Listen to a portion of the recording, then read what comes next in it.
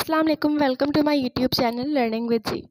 So here is the lecture number 19 of MCM 101 of Virtual University course.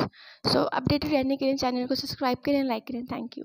So let's start. So आज का topic है हमारा effects of print media on society. So इसके handouts में कुछ इसके points लिखे हैं, जैसे इकोनॉमिक है, लैंग्वेज है, knowledge of science and technology है, पॉलिटिक्स है, एजुकेशन है. अब प्रिंट मीडिया के जो इफेक्ट्स हैं सोसाइटी पर वो फार रीचिंग है, मतलब कि वो बहुत ऊपर तक अप्रोच कर चुके हैं. उसके अलावा वो ट्रांसफॉर्मेटिव है इन सेंस ऑफ कि वो मार्क चेंज लेके आए हैं सोसाइटी में. जो प्रिंट मीडिया उसने लैंग्वेज को स्टैंडर्डाइज किया, इकोनॉमिक्स की फैसिलिटीज़ को बढ़ाया और भी बहुत कुछ किया है. सो वन बाय वन हम इसके सारे पॉइंट्स को डिस्कस करते हैं. जैसे कि लैंग्वेज है इसका फर्स्ट पॉइंट. अब इसमें वो कहते हैं कि जो लैंग्वेज है वो स्टैंडर्डाइज्ड है, मतलब कि जो प्रिंट मीडिया है वो लैंग्वेज को स्टैंडर्डाइज बनाता है और उससे इफेक्टिव टूल ऑफ कम्युनिकेशन बनाता है. जैसे इंग्लिश है वो एक इंटरनेशनल लैंग्वेज बन चुकी है और इसके अलावा मॉडर्न एरा में जो सिंबल लैंग्वेज है वो भी यूज़ होती है. लाइक कुछ सिंबल्स ऐसे हैं जो इंटरनेशनल लेवल पर जाने जाते हैं. दूसरा पॉइंट है इसका इकोनॉमिक आइडियाज़ का. अब इसमें प्रिंट मीडिया का राइज है, उसने पावर ऑफ चर्च को और जो कंट्रोल था चर्च का उसे ख़त्म कर दिया. बिकॉज जो प्रिंट मीडिया की एक्सेस है लाइक वो न्यूज़पेपर के थ्रू एक कॉमन मैन के पास भी पहुंच गई है, जिससे जो चर्च का इन्फ्लुएंस था सोसाइटी पे वो काफ़ी हद तक कम हो गया. जिससे जो उनकी इकनॉमी है वो बहुत हद तक बेटर हो गई. इकनॉमी अंडरस्टैंड करने लग गई है चीज़ों को. पीपल जो हैं, जो लोग हैं, वो बेटर अंडरस्टैंडिंग गेन करने लग गए हैं अपनी इकनॉमी के बारे में. Science and technology. अब इसमें हुआ ये कि न्यूज़पेपर जो मैनुअल्स जो कि प्रिंट मीडिया की फॉर्म है उसके थ्रू जो साइंटिस्ट का वर्क था और जो न्यू टेक्नोलॉजीज उन्हें हाईलाइट किया गया और इंट्रोड्यूस करवाया गया है मैथ स्टेज पे. और 18th सेंचुरी में जो इंडस्ट्रियलाइजेशन थी वो भी इसी वजह से हुई थी. अब जैसे कि इन्वेंशन ऑफ स्टीम इंजन है जिसने लोगों को इंस्पायर किया था कि लोग पार्टिसिपेट करें इंडस्ट्रियल ग्रोथ में. उसके अलावा इंडस्ट्री की ग्रोथ भी इंक्रीज़ हुई इसी वजह से साइंस एंड टेक्नोलॉजी में. मतलब जब मैथ मीडिया ने साइंस एंड टेक्नोलॉजी को हाईलाइट करना शुरू किया तो जो उनकी इंक्रीजमेंट थी, लाइक इंडस्ट्री की जो ग्रोथ थी वो काफ़ी हद तक इंक्रीज़ हो गई. अब इसका फोर्थ पॉइंट है पॉलिटिक्स. लाइक 16th सेंचुरी में जो डेमोक्रेसी थी और जो सिविल राइट्स थे वो लिमिटेड थे मोनार्कीज तक या गवर्नमेंट्स तक. बट प्रिंट मीडिया की वजह से कॉमन मैन को इस पर एक्सेस मिल सकी. इवन के जो पार्लियामेंट की इस्टेब्लिशमेंट थी उसमें कॉमन मैन का इंटरेस्ट पैदा हुआ, जिससे कि काफ़ी हद तक पॉलिटिकल लेवल पे इंक्रीजमेंट आई, इंप्रूवमेंट आई. अंटिल अभी तक जो है वो मीडिया जो है वो एक वाइटल रोल प्ले कर रहा है as a fourth pillar of democracy, जो कि इन्फ्लुएंस कर रही है पब्लिक के ओपिनियंस को. लाइक वो प्रियोरिटी दे रही है पब्लिक ओपिनियंस को.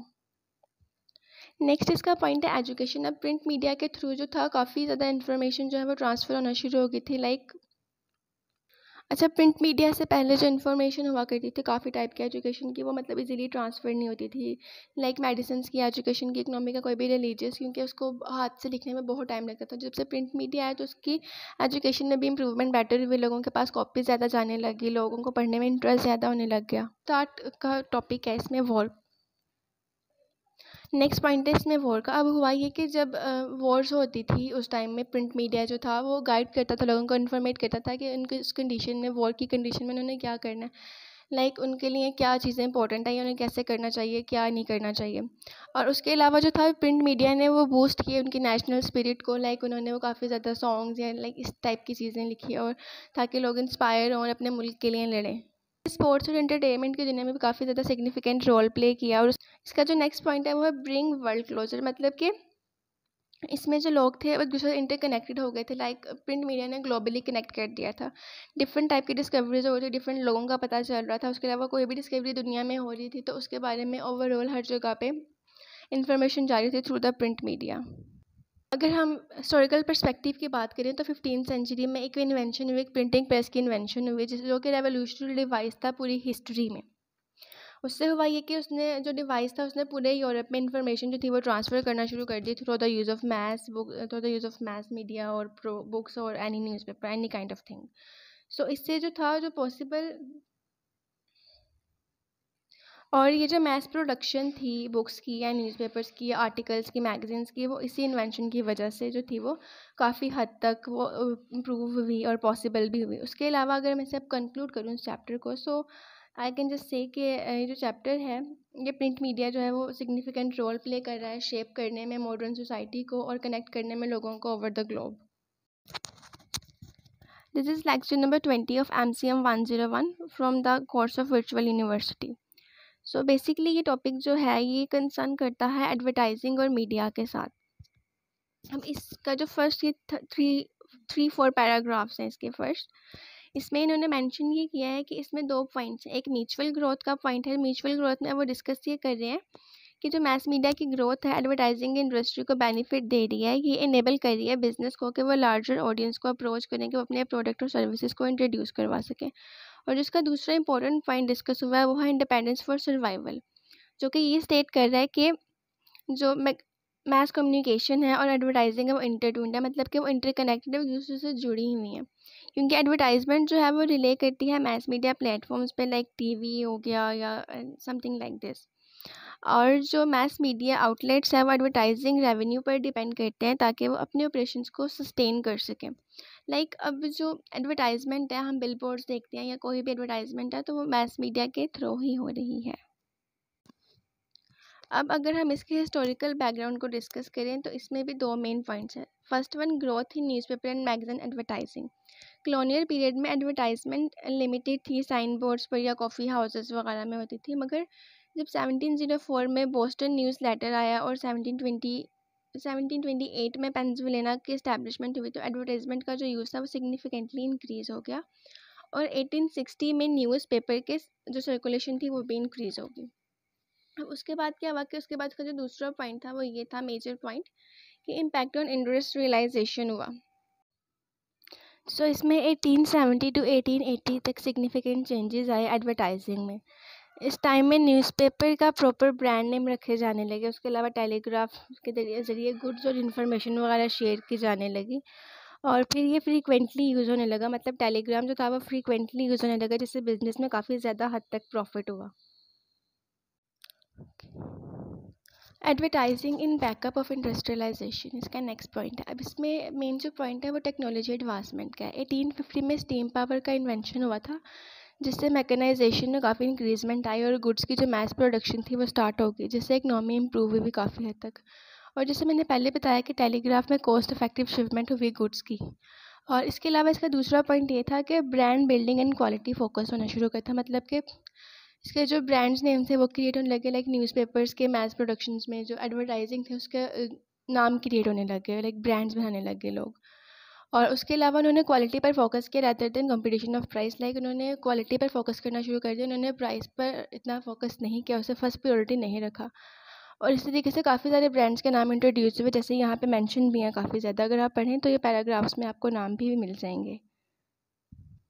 अब जैसे यहाँ पे सिंगर स्विंग मशीन है, उसके अलावा और भी काफ़ी सारे नाम लिखे हैं सेकंड लास्ट पैराग्राफ की लास्ट लाइंस में। नेक्स्ट पॉइंट है इसका, अर्बनाइजेशन एंड कमर्शियल। अब इसमें हुआ क्या कि अर्बनाइजेशन इंक्रीज़ होने लगी, यूनाइटेड स्टेट्स में लोग मूव करने लग गए थे सिटीज़ में, जिससे गुड्स की कंज्यूमिंग में इजाफा हुआ था। देन 1900 में एडवर्टाइजिंग जो थी वो न्यूज़पेपर के अलावा बिलबोर्ड्स पर, स्ट्रीट कार्ड पर और मैगजीन्स वगैरह पर भी होने लगी थी, मतलब वो लिमिटेड नहीं रही थी। बेसिकली ये जो पीरियड था 1890 टू 1905 को उसे कंसीडर किया जाता है जैसे इंक्रीजमेंट सर्कुलेशन थी वो एडवर्टाइजिंग के वेरियस मीडियम्स में, लाइक उस टाइम पर एडवर्टाइजमेंट में बहुत ज़्यादा इंक्रीजमेंट आ रही। अब जो इसका नेक्स्ट पॉइंट है वो है एडवर्टाइजिंग एजेंसीज। अब इसमें क्या हुआ, जो पहले पॉइंट था वो एवोल्यूशन आने लगी इसमें, लाइक ये आइडिया जो था एजेंसीज़ का, एडवर्टाइजिंग एजेंसीज़ का 1880 में इंट्रोड्यूस हुआ था, और फिर एजेंसीज़ ने मतलब कि इसमें काम शुरू कर दिया, उन्होंने रिस्पॉन्सिबिलिटीज़ लेना शुरू कर दी, जैसे कि उन्होंने डिफरेंट रिस्पॉन्सिबिलिटीज़ ली, जिसमें वो राइटिंग कॉपीज कर रहे थे, क्रिएटिंग ट्रेडमार्क्स कर रहे थे, लोगोज और स्लोगन्स वगैरह बना रहे थे। और इसका दूसरा पॉइंट इसमें ये है कि इसमें प्रोफेशनलाइजेशन भी इंक्रीज़ हुई थी, जैसे कि अमेरिका एसोसिएशन ऑफ एडवर्टाइजिंग की एस्टैब्लिशमेंट हुई थी 1970 में, जिसने इंडस्ट्री में एक सिग्निफिकेंट स्टैंडर्ड का सेट कायम कर दिया, लाइक एडवर्टाइजमेंट का एक स्टैंडर्ड कायम कर दिया उसमें अमेरिका एसोसिएशन ऑफ एडवर्टाइजिंग ने 1917 में। और उसके बाद जो था एडवर्टाइजिंग जो थी वो अमेरिका सिस्टम में इतनी सक्सेसफुल हुई, इतनी ज़्यादा कि मतलब अभी तक वो एडवर्टाइजिंग को इतना मैस लेवल पे चल रही है।